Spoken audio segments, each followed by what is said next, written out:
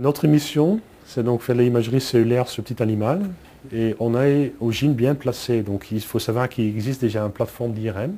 La plateforme d'imagerie cellulaire du GIN dispose d'un microscope confocal possédant 8 raies laser qui couvrent l'ensemble du spectre visible, de 405 à 633 nanomètres. Un système de détection spectrale permet l'analyse simultanée de plusieurs fluorochromes grâce à ces nombreuses raies laser, et ce, quelle que soit la proximité des spectres d'émission de ces marqueurs. Donc ce système se distingue autant par la qualité des images obtenues que par le panel d'applications disponibles, acquisition XYZ avec reconstruction 3D, timelapse, frappe, flip et l'ensemble des nouvelles techniques de fluorescence. Donc on est un point stratégique, on est un pont entre ce qui fait in vitro sur cellule et in vivo sur animal. Ça arrive aussi qu'on coupe les tissus pour regarder, sur des coupes vivantes, regarder les comportements des cellules. Ceci est très intéressant et très important pour comprendre les neuropathologies. On a les liens très forts, il faut savoir, avec des chimistes et des physiciens. Donc les physiciens sont nécessaires pour développer justement de nouvelles techniques optiques pour faire la microscopie intravitale. Et on a aussi des collaborations avec des chimistes. Donc on fait aussi une partie validation des nouvelles molécules pour la microscopie intravitale.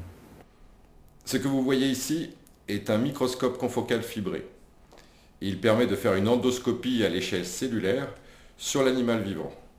Nous l'utilisons ici pour faire de l'imagerie intracérébrale, mais on peut aussi imaginer de mettre la fibre en sous-cutanée avec une aiguille pour regarder les cellules et les fibres sous la peau.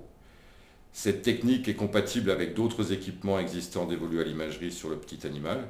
Ainsi, il est possible de combiner ces observations optiques avec l'IRM, la fibre étant adaptée au champ magnétique.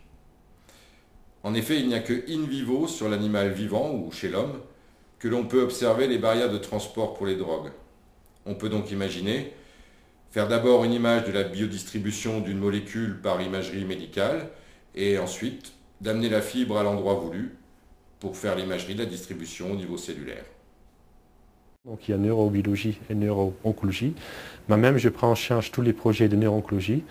Et il y a un ingénieur, Florence Apex, qui travaille sur les projets neurobiologie. Donc le microscope est composé de deux parties.